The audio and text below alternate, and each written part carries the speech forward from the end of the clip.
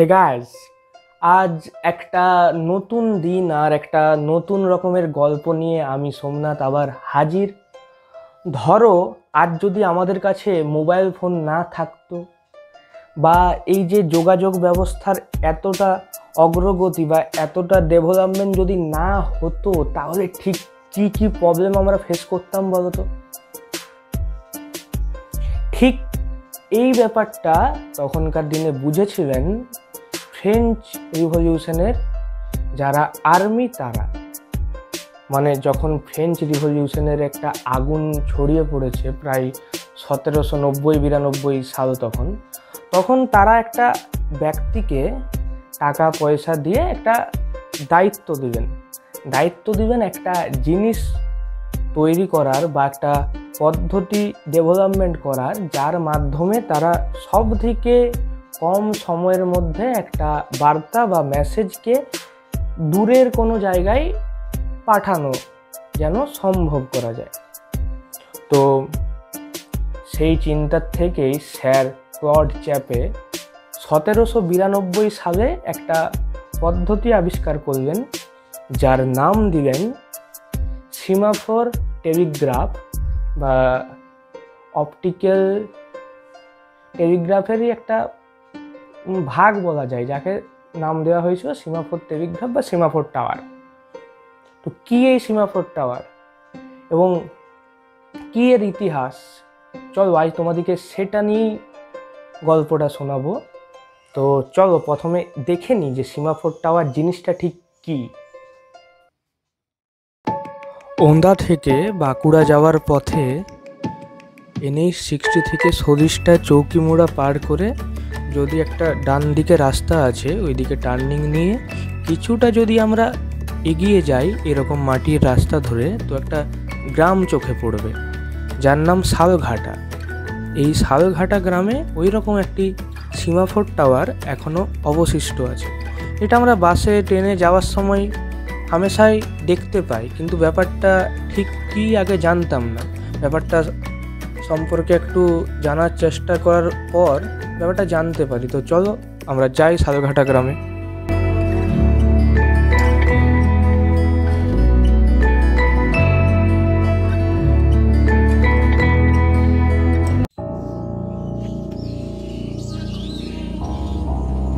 কেউ বলে চিমনি, কেউ বলে গির্জা। আসলে এটি কি জনসমক্ষে এর ধারণা নেই বললেই চলে। আজও এইভাবে কত ইতিহাস হারিয়ে যায় মানুষের মুখে ভুল কিছু শুনতে শুনতে বা ভুল ব্যাখ্যা শুনতে শুনতে। চলো আজ জেনে নেব এটি ঠিক কি। আমরা এখন এসে গেছি এক শালঘাটা বলে এক গ্রাম, সেখানে আমার এক পুরনো বন্ধুর সাথে দেখা হয়েছে কলেজ লাইফের। তো তার কাছে আমি জেনে নেবো, মানে দেবাঞ্জনের কাছে জেনে নেবো যে ছোটোর থেকে তো এটাও দেখছে, এটা সম্পর্কে ওর কি দৃষ্টিভঙ্গি। তো আমরা যাব সরাসরি দেবাঞ্জনের কাছে। তো প্রথমে আমি সোমনাথের চ্যানেলের সকল দর্শক বন্ধুদের আমার আন্তরিক ভালোবাসা এবং অভিনন্দন জানাই। আপনারা এখানে জিনিসটি দেখুন এবং ব্যাপারটা নিয়ে, আজকে ব্যাপারটা খুবই ইন্টারেস্টিং। যে এই যে জিনিসটি এটাই দেখতে পাচ্ছেন আমার পিছনে, দেখতে পাচ্ছেন যে একটি টাওয়ারের মতো জিনিস, এটা মোটামুটি আজকের না, মোটামুটি ব্রিটিশ আমলের। ঠিক আছে, তো এই ব্যাপারটা আমি ছোটোর থেকে দেখছি, কিন্তু তখন অতটা মনে কিউরিয়াসিটি জাগতো যে ব্যাপারটা কি, কিন্তু শুনেছিলাম যে বর্গি তাড়ানো হয় বা এই জিনিসটা, মানে এটা তখনকার দিনের মাল্টিপারপাস একটা টাওয়ার। ঠিক আছে, এটাতে বর্গি তাড়ানো হতো বা সিকিউরিটির মতো কাজ করতো। অ্যাকচুয়ালি তখন তো এত ব্যাপার স্যাপার থাকেনি, এখনকার মতো টেকনোলজি থাকেনি। তো এরকম একটা উঁচু টাওয়ারকে আমরা যে ছোটোর থেকে দেখে আসছি ব্যাপারটা, এটা নিয়ে আমরা বড়দের মুখে শুনেছি এটাতে বর্গি তাড়ানোর কাজে ব্যবহার হতো। প্লাস পরে বড় হয়ে যখন কিছু কিছু ইন্টারেস্ট গ্রো করে জিনিসটা কি, তখন জানতে পারতাম যে এগুলো মানে আরও অন্যান্য কাজে ব্যবহার করা হতো। মানে একটা এরিয়ার সঙ্গে আরেকটা এরিয়ার কানেকশন, যেটা সেটাকে মানে বজায় রাখার জন্য, বা বিভিন্ন সিকিউরিটি, যেটা সিকিউরিটি পারপাসে, যে কোথাও কোনো আশেপাশে শত্রু ইত্যাদি আসছে কিনা। তো সেই সব বিভিন্ন কাজে আমরা এটার ব্যবহার আমরা মানে শুনেছি যে এইরকম হতে পারে। কিন্তু মানে এখন যেরকম দশা, এটা মানে যত্নের অভাবে এবং মানে ঠিকঠাক পরিচালনা কমিটি যে আছে, ঠিক আছে, তাদেরও মানে গাফিলতির কারণেই হোক বা অন্যান্য কারণে হোক, এটি এখন প্রায় মানে ভগ্নপ্রায় অবস্থা এবং অযত্নে পড়ে আছে। সেই বলে না গ্রামের জিনিস কেউ কদর করতে অতটা জানে না। তো সেটাই হচ্ছে এখন এরকম অবস্থা। এখানে অনেক পাখি, মানে অনেক, যদি তারা, আমি যেমন নিজে একজন প্রাণীবিদ্যার ছাত্র হয়ে বুঝতে পারছি, এখানে অনেক প্রাণী, এই যে আপনার ন্যাচারাল সাউন্ড শুনতে পাচ্ছেন, ঠিক আছে, পাখি ইত্যাদি, এবং এখানে অনেক জীববৈচিত্র্য আছে। যাই হোক, বায়োডাইভার্সিটি দেখতে পাচ্ছি, এখানে অনেক গাছ টাছ ইত্যাদি হয়ে গেছে এবং বর্তমানে ফাটল হয়ে গেছে। তো আমি চাইবো যদি কেউ বা এই সমস্ত কাজে যারা পুরনো হেরিটেজ সাইটগুলোর কাজে আছে, তাদের কাছে আমি আবেদন রাখবো যে আপনারা নিজেদের যেটুকু পারেন বা কোনো যদি প্রশাসনের দৃষ্টি আকর্ষণ করে জায়গাটি কোনোরকমভাবে যত্ন করতে পারেন, ঠিক আছে। আমার পাশের গ্রামে বাড়ি, ঠিক আছে, কিন্তু এদিকে ওলা যাওয়া আসার সময় আমি দেখতে পাই জায়গাটিকে। তো এইটি হচ্ছে একটু উন্নতি হলে ভালো হয়, কারণ পুরনো জিনিস তো এগুলো বারবার পাওয়া যায় না, একবার যদি ভেঙে পড়ে যায় আর তো হবে না এরকম ব্রিটিশ আমলের। তো দ্যাটস অল, সকলে ভালো থাকবেন।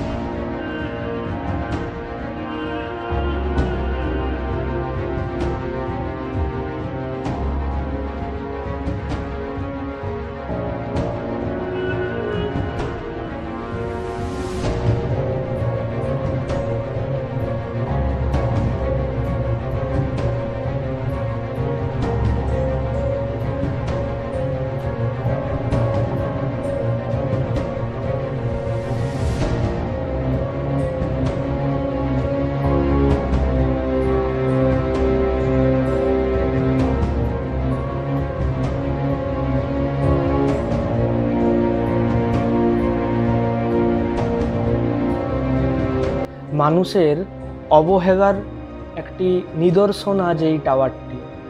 ভেতরটা দেখালাম আপনাদেরকে, দেখবেন কি অবস্থা এর, পুরো জীর্ণ, প্রায় এক ধ্বংসাবশেষে পরিণত হতে চলেছে এই এক ঐতিহাসিক জিনিসটি।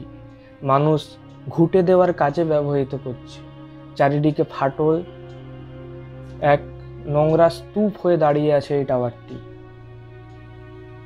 জানি না এভাবে কত ইতিহাস হারিয়ে যাবে আমাদের চোখের সামনে। তো যাই হোক, এর যেটি ইতিহাস, এরপর আমি সেটি তোমাদের সাথে শেয়ার করব। দেবাঞ্জনের মুখেও শুনলাম অনেকটা, আর একটু বিস্তারিতভাবে আমি বলি ব্যাপারটা। চলো আমার সাথে থেকো।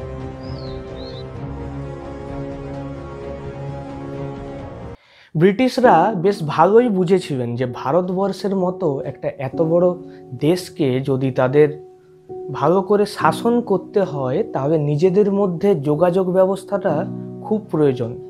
এবং নিজেদের মধ্যে যোগাযোগ ব্যবস্থাকে আরও শক্তিশালী করার জন্য তারা ফ্রেঞ্চ রিভলিউশনের সময় আবিষ্কৃত হওয়া এই পদ্ধতি, যাকে সিমাফোর টাওয়ার পদ্ধতি বা ভিজুয়াল বা অপটিক্যাল টেলিগ্রাফ পদ্ধতিকে তারা অবলম্বন করেন। তো সেই কাজের জন্য তারা একটি রাস্তা বেছে নেন, সেটা হচ্ছে ফোর্ট উইলিয়াম থেকে এলাহাবাদের চুনার। এবং এই কাজের সুস্থতা বিচার করার জন্য তারা স্যার জর্জ এভারেস্টকে একটি সার্ভে করার দায়িত্ব দেন। এবং প্রায় 1 বছর কাজ করে স্যার জর্জ এভারেস্ট একটি রাস্তা বানান, যার দূরত্ব মোটামুটি 640 কিলোমিটার। এবং ফোর্ট উইলিয়াম থেকে চুনার এর মাঝে এই যে 640 কিলোমিটার ডিস্টেন্স, তার মাঝে মোটামুটি 45টি সিমাফোর টাওয়ার স্থাপন করা হয়। এবং ফোর্ট উইলিয়াম থেকে চুনারে এই সিমাফোর টাওয়ারগুলির মাধ্যমে সাংকেতিক মেসেজ পাঠাতে সময় লাগতো মোটামুটি 50 মিনিটের মতো। ভাবা যায় সেই সময় 640 কিলোমিটার একটি বার্তা পাঠাতে মাত্র 50 মিনিট সময় লাগতো। এক বিশাল ব্যাপার। কমিউনিকেশনের বা টেলিকমিউনিকেশনের দিক দিয়ে বিচার করলে সেই সময়ের অনুপাতে এটা একটা বিশাল জিনিস।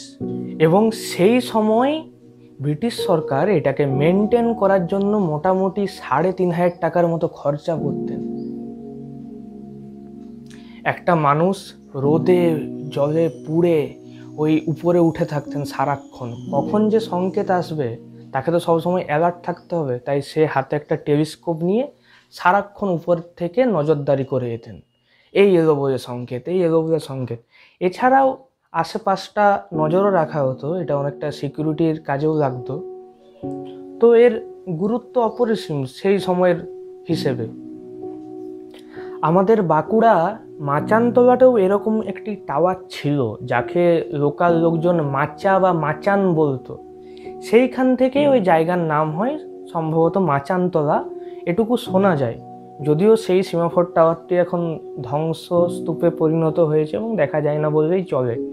শুধু বাঁকুড়া নয়, আশেপাশে রামসাগর, আড়রা, ছাতনা, হাজারিবাগ, পুরুলিয়ার চাষ, বিভিন্ন জায়গায় এরকম সীমাফোর টাওয়ার ছড়িয়ে ছিটিয়ে আছে। কিছু জঙ্গলের মাঝে, কিছু ভেঙে গুঁড়ো হয়ে গেছে, কিছুর হদিশ পাওয়া যায় না। যেটুকু আছে সেটুকু সম্পর্কে অনেক জায়গায় লেখা হয় এবং অনেকে বলে যে মল্ল রাজারা এসব বানান বর্গী আক্রমণ রুখতে বা আগের থেকে জানার জন্য।